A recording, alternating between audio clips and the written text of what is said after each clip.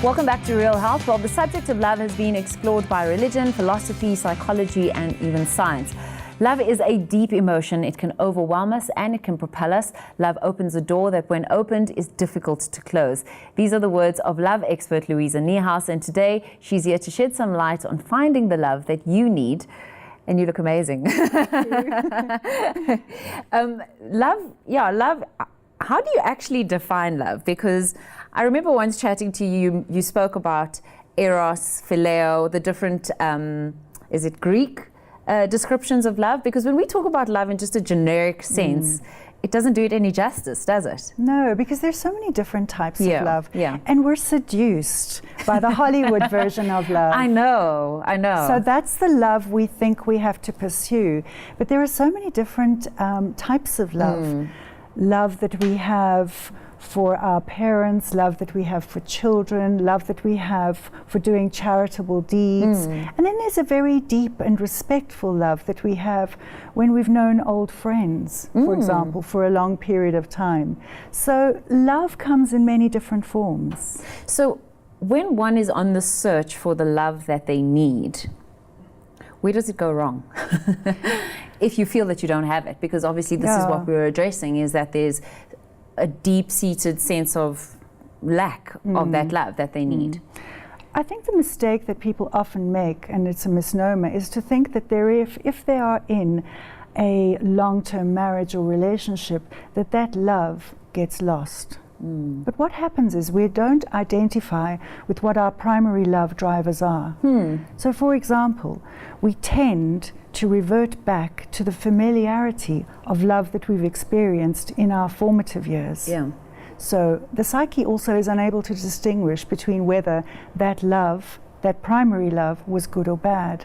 Is that why a woman can go for the bad boy when she knows it's not good for her, because that's the environment that perhaps she grew up in? Yes, that's the familiarity.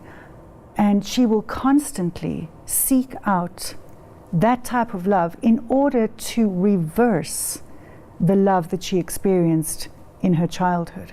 Reverse it and not affirm it. And not affirm it, because she's looking to fix it. Okay. So she would be attracted to the wrong type of person who would remind her of her formative years, and then through having a love experience, try and turn that into unconditional love. Okay, that makes sense. But then are we talking about love languages? Yes, part of it is love language. I call it love currency. Okay. Because it's what you trade in. So for example, somebody that grew up with a positive affirmation of nurture, for example, someone who loved their mother or father baking or cooking or doing homely things that were nurturing, would want to find that in their primary love relationship.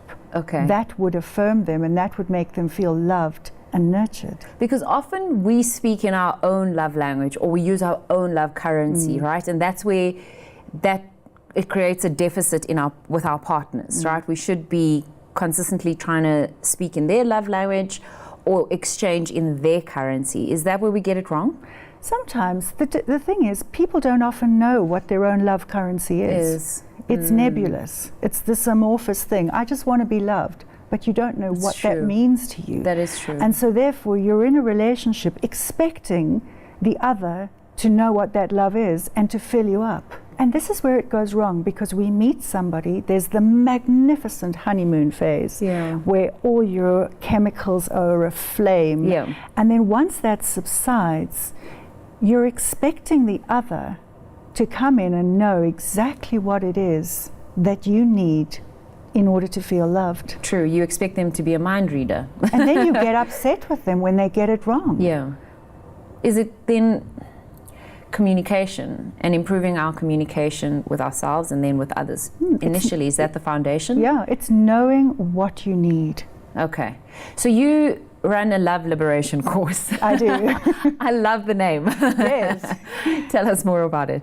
So this is in order to help people to find what it is that they're looking for. And I use a lot of techniques and a lot of applications that are rooted in the unconscious. So it's very playful as well. Okay. A lot of the type of therapy that we think is going to work, we think has to be serious. And it doesn't. Love is beautiful. Yeah, yeah. And too many of us think that love is unattainable, even in long-term marriages and relationships. And what about people that have been divorced and it's later on in life and they feel like, well, I'm over the hill. These are things you hear, you know, when am I going to find someone to love me with all this baggage? And that's an area of specialization for me, is that I'm very interested in midlife and loving at midlife. So at midlife, we tend to find ourselves with a lot more experience than we had in our 20s when we first met someone, and we were naive and fresh and ready for love. At a midlife juncture, one has a lot more experience, and it's known as baggage sometimes, because it depends what you do with it. True. And in one of the articles that I've written for an large online dating site, I said that if you look at the baggage that we have nowadays at airports, it's quite lightweight. So, with the tools that we have in our modern society, one has to look at how to lighten that baggage, how to transform it, how to make it into something much easier to carry around. Well, I would assume that one of the things you'd need to do is to get rid of it, right? That which doesn't serve you. Let's talk about those limiting beliefs, subconscious mindsets, and behaviors perhaps that don't serve us when it comes to finding the love that we need. One of the common things that people think is that there are no good men or women out there. There are no good relationships. No one will understand me. Everyone's got baggage. Yeah. And what one needs to do is examine those belief systems, because if you truly believe there are no good people out there for you to interact with, there sure ain't going to be no good people for you to interact with. It's true. So how do we start changing that? Is that something that you start covering in Love Liberation? Yes, definitely. Okay. That's what we look at. We look at what your belief systems are around love, why you have those belief systems, and what to do to transform them. What I found with I am unlovable is that there are elements in our society that are very disapproving of certain types of relationships. So for example, same-sex type relationships. They have a double whammy because maybe they had experienced negative examples of love in their childhood, but then you have societal disapproval, which would then make a person believe that they were deeply unlovable, because not only were they unlovable as a child, but society deems them unlovable. Yes. And in their head, they know that's not true, but there's a disconnect then with their heart, right? Exactly. And this would play out in someone being maybe over-controlling, someone looking to manage their love life in a way that's not conducive to them. So they would need to learn to let go. And they would need to learn what it means to truly own the fact that you are lovable. I know that can sound very generic and trite. How do you do that? But you do that by finding out what it is that you love about yourself. And I can't stress that enough, because we look for others to fill us. And it's not possible. Others don't know how to fill you. You know how to fill you. There's an intrinsic knowingness that we have. So is Love Liberation a course for couples as well as singles? It is. And even if you're in a relationship, you could come alone? Yes, definitely. Okay. And do you, just before I let you go, do you address, because what I've found is people are quite averse to the online dating space. You know, and it feels as if we're not connecting with people face to face nowadays, yet that's the world that we live in. Is that something that you address? What are your thoughts on it? You know, there's different apps and different dating sites.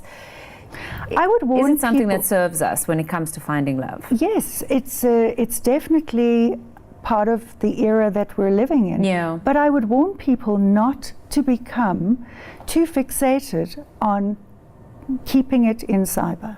You need to make it real. A lot of people become much braver when they are typing things and they're behind a screen than That's if they true. were face That's to very face. true. And you can be deluded into thinking that you've fallen in love Yeah. with a figment of your imagination, because there's a lot of projection going on Yes. in those interactions that happen online. Yeah. So bring it real, make it real as quickly as you possibly can. Yeah, and get to interact Yeah. with the person. Well, it sounds very exciting. So people can contact you if they want to sort of join the course, embark on this journey as well. Definitely. Okay, fantastic. Thank Louisa, you, thank you so much for Stacey. coming to the Thank show and you. chatting to us. And you will be able to get Louisa's details on our home channel site, which I'll mention at the end of the show. But experiencing heartburn or indigestion from time to time is common, especially after eating spicy foods. So how do you know whether it's just heartburn or a symptom of more serious condition called GERD? More on this when we come back.